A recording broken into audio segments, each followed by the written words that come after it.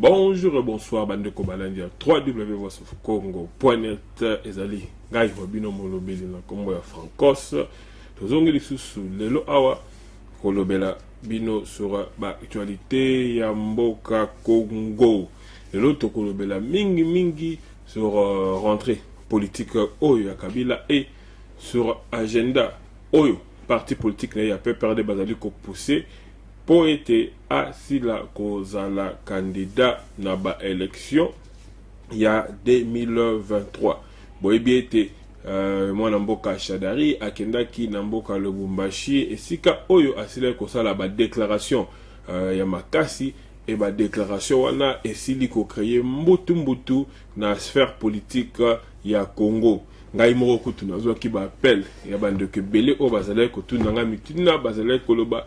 Mais comment ça se fait que Shadari Aza Koloba Boye et UDPS Zali ko réagir te mais aussi comment on a mon amboka Augustin Kabouya yepe asila ko sala ba réaction sur Maye Shadari a Silaki Koloba.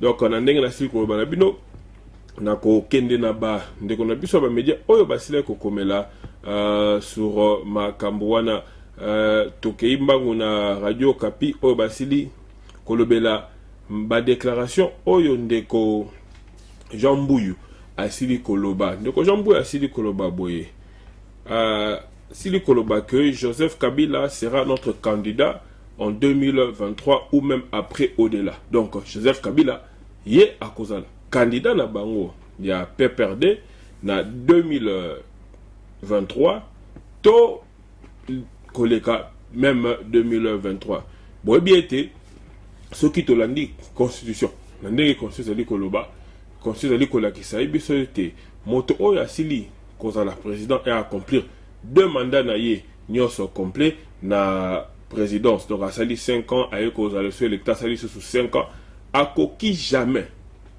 kotia candidature na ye na poste moko électif na mboka. Donc ça veut dire que Joseph Kabila ndenga wana akoki jamais ko poser candidature na ye ni akoma même député to akoma même donc le bandenge nini gouverneur donc akoki jamais kosala ba makambo wana mais côté a PPRD bango pe bazali na manière na bango to ndenge na bango ya komonela politique pe ya kotangela constitution.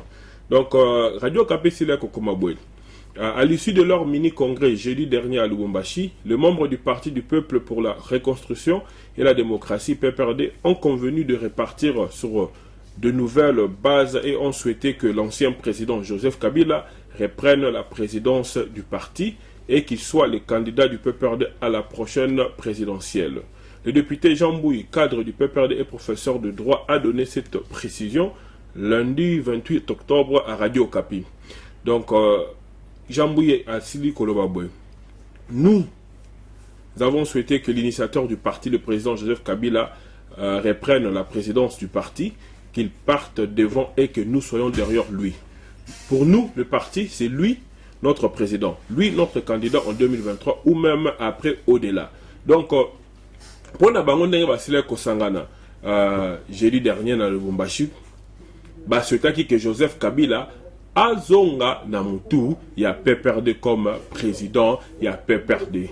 Et après kozonga na mutu ya PPRD comme président ya PPRD, bazali ko souhaiter pe lisusu que Joseph Kabila azala ya bango candidat na ba élection présidentielle oyo ezali koya.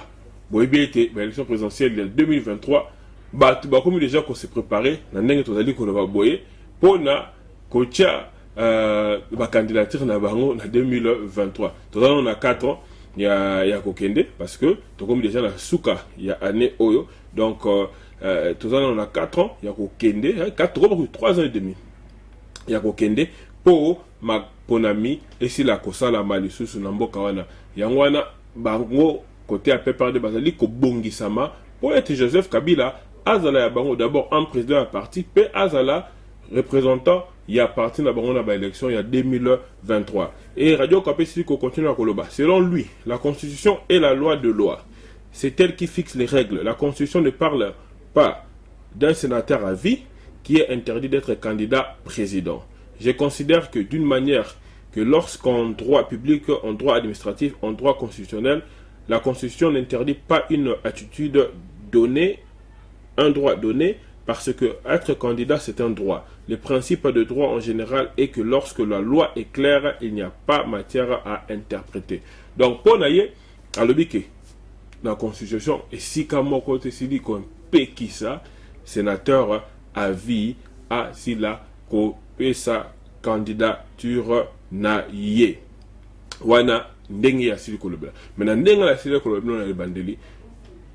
Constitution dit koloba clairement que mutu oyo, ce que botali on peut interpréter en madame mutu oyo asili koza la président na mboka wana ya Congo, asali deux mandats na yé consécutifs, akoki jamais qu'on se présenter comme candidat na poste moko électif. Donc, surtout dans poste électif, même la présidence, les appelle poste électif. Donc, dans ce comprendre, bango n'a pas parlé d'engeni ni bango bazali kotanga la constitution parce qu'il y a le bien que constitution interdit sénateur invité à Zala Mokondi. Radio Capé, si vous connaissez la Kolobake, il n'a pas une disposition qui interdit expressis verbis cette attitude. A-t-il insisté? Un sénateur à vie, un citoyen congolais a la plénitude de droit d'être candidat. Il va s'affronter aux autres. Et le peuple qui juge le dirigeant congolais à sa juste valeur se prononce. Je ne vois pas même en droit comparé une loi qui interdit un sénateur de postuler.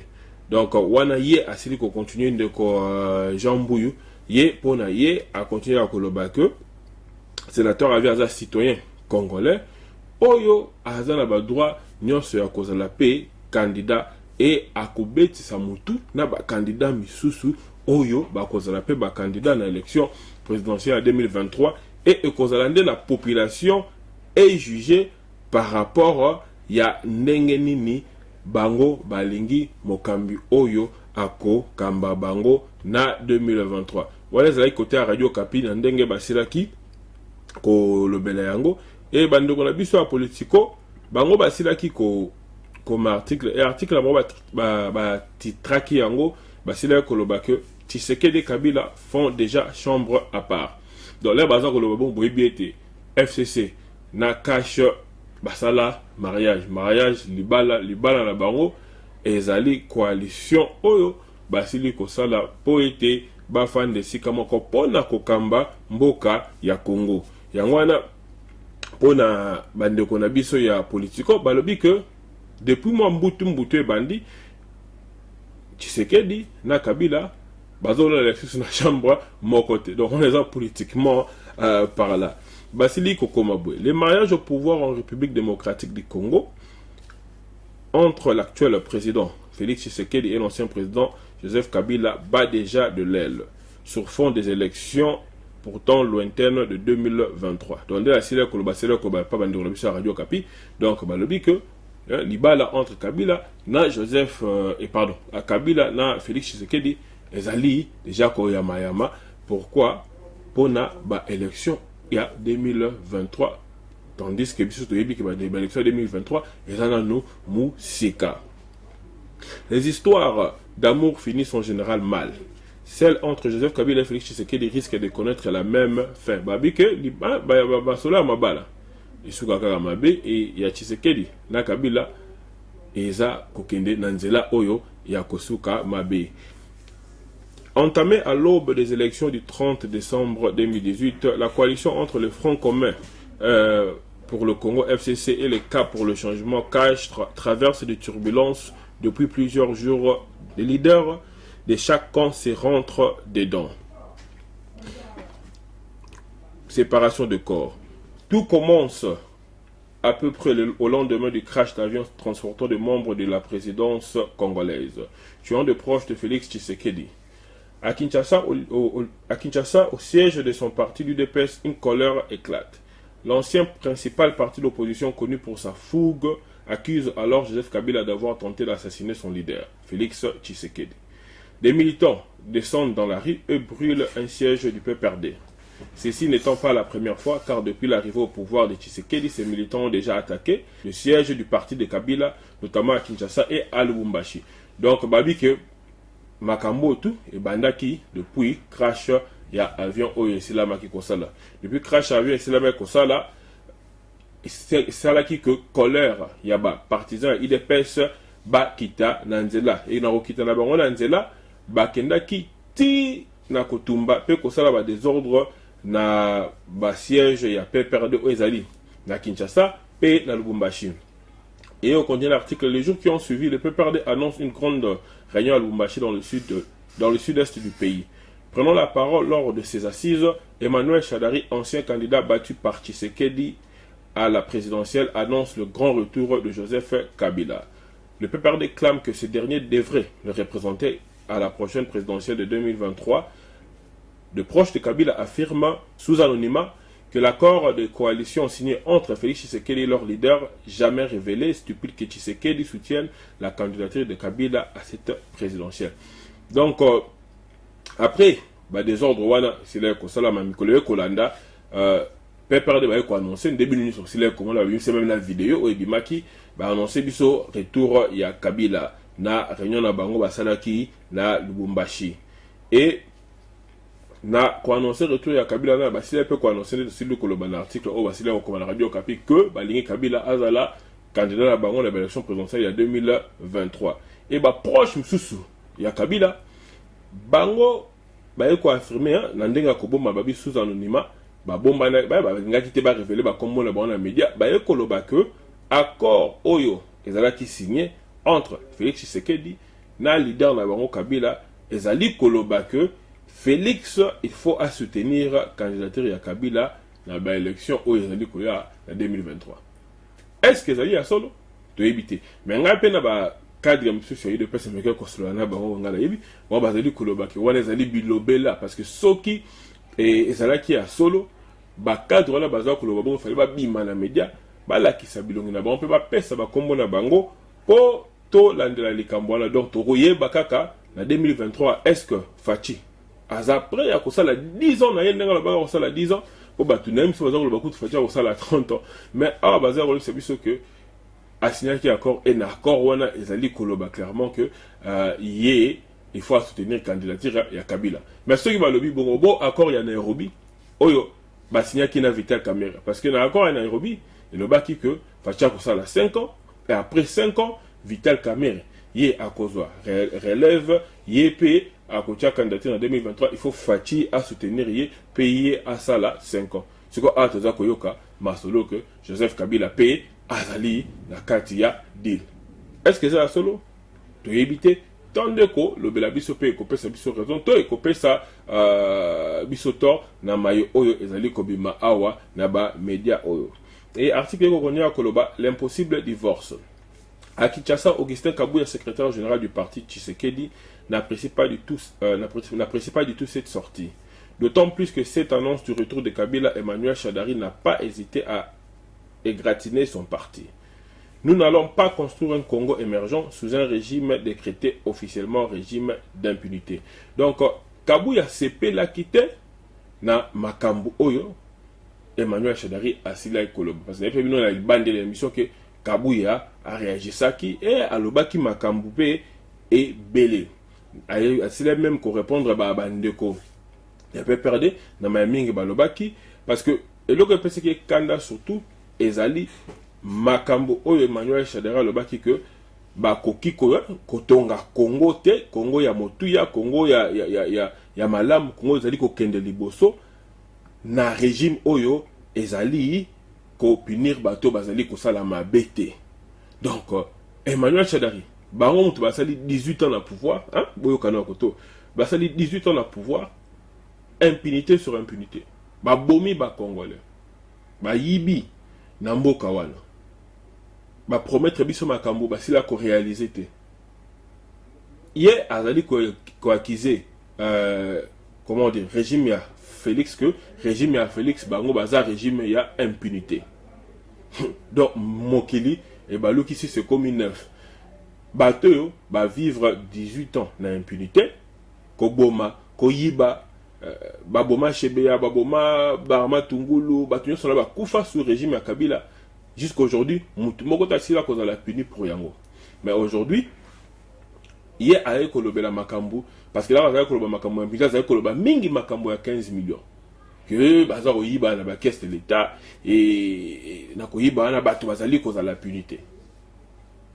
mais bango combien de fois bayiba ba projet belo bambongo bima sous régime ya Kabila tout cela comment on se réaliser et aujourd'hui Emmanuel Shadari a repris sa leçon et yango wana énervaki Augustin Kabuya oyo pe asile ko répondre bango et asile même ko kende musika kolobake na régime oyo afati aucun membre ya UDPS aza sous sanction internationale biso yebi que régime ya Kabila oyo soi-disant ba vivra ki to basala ki makambo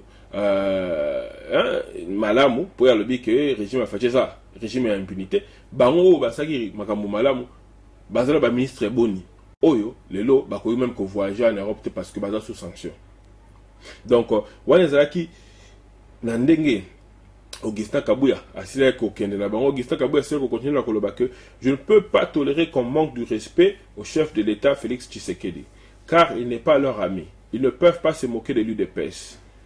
Ce qu'Emmanuel Ramazani Shadari a fait, il a exposé Joseph Kabila à la vindicte populaire au lieu d'évaluer comment les 150 millions destinés à la campagne électorale ont été sous-gérés sous sa bannière en tant que secrétaire permanent du parti et candidat à l'élection présidentielle du 30 décembre dernier.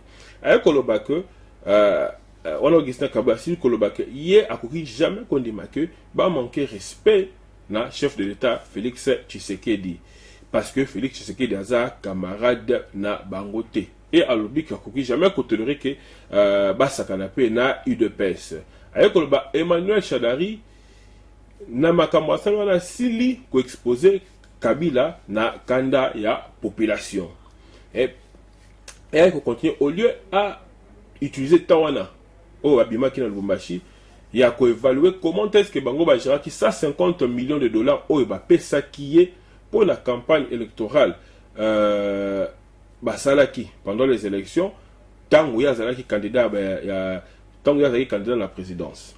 Au lieu à évaluer d'abord Mbongwane Kendaki Wapi, utiliser qui ont nini pe membre ya parti na ye candidat à parti utiliser pe montant ba pesa bango ndenge niti ya ajutant na ko évaluer mais ajutant na pona ko s'attaquer na partenaire na bango IDPS et article ko continue relobake l'escalade verbale entre Shadari et Kabuya reste néanmoins une petite partie visible d'un malaise profond car si les relations ont toujours été tendues entre les deux alliés au pouvoir, la volonté désormais affichée des partisans de Kabila à reconquérir le pouvoir risque de mettre en mal l'avenir de cette coalition appelée à diriger jusqu'en 2023. D'autant plus qu'un divorce risque d'exposer la RDC à une situation beaucoup plus compliquée. Article qui continue à relobake bagarre verbale entre Shadari na Kabuya et Zakaka parti ya mke ya malaise makasi ezali entre UDPS Tokash na PPRD FCCP. Donc moi batiraya de boza komona ko sona boza komona na eza malaise ya mke ozali ko bombelo kwa monene entre ozali ko le canacé entre des partenaires wana et on est là ko loba que guerre verbale wana et là qui c'est clairement volonté à PPRD ya ko luka pour récupérer pouvoir na bango oyo basila ko perdre awa na ba élection ici du koleka la 2018 et ko continuer le sous et ko kende na koloba que divorce oyo entre PPRD et pardon FCC na cash et ko ki komema mboka na Mobulu Makasi. Tu connais l'article pour le aussi c'est Yokoloba. Car en effet, si Joseph Kabila a la majorité au Parlement congolais, capable même de démettre Félix Tshisekedi, ce dernier a la rue à ses côtés. Il pourrait par ailleurs compter sur le soutien dans une confrontation directe avec les kabylistes. Il sera alors impossible au FCC de garder la parcelle du pouvoir qu'il a au risque de plonger le pays dans des violences.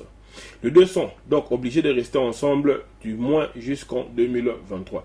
Donc, et aussi ça va que Kabila na batuna bango bazali na pouvoir même majorité au niveau ya parlement congolais baza même na pouvoir ya kolongola Faci na bokondi mais Faci côté na ye azali na nzela azali na balabala et Faci akoki ko compter na balabala donc tozo ba balabala azali na population oyo azali ko soutenir ye ya mingi et akoki ko compter sur ça pour ceux qui sengi ke bakenda confrontation na Kabila et que ça là que Faci azana balabala bango bazali na parlement na sénat na ba gouvernorat nyonso wana et que ça là que FCC base en impossibilité ya ko garder pouvoir wana o bazali nango soki balingi ko kene na confrontation parce que soki basali bongo ekoki comme mboka na ba violence ya ko sakalate donc ndenge bazana ezali pour l'intérêt ya mboka que ba deux partenaires wana baye bako fondre ensemble pe ko gérer ensemble sans que Mobulu et Bima beaucoup qui peut j'aime na vidéo oyo bokabula yango pe na bandeko oyo basili kozala te botika ba commentaire na bino bosila ko yebisa biso est-ce que Faci na Kabila ba continuer comment dire ko coaliser hein ba continuer la coalition bazana yango toté et ce qui ba et ceux qui beaucoup senga la bango ba si la continuer ko coaliser te Faci asala nini parce que ceux qui ont bien kende boye ils ont risqué trouble Kabila pe na batene so balobi ba kende boye ils ont risqué pe Mobulu c'est que pona ki meza na mboka pe makambo kende liboso ba sala ndenge nini botika la ba commentaire et tokozonga mbala sima donc to komi na suka ya Vox News na biso ya lelo na osenga la bandeko basili ko yawa lelo pour la première fois bo s'abonner massivement la chaîne YouTube na biso Vox Info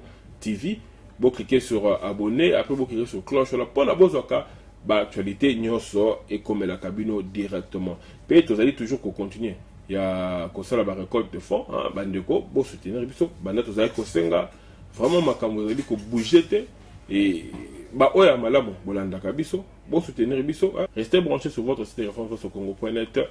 À la prochaine, bye bye.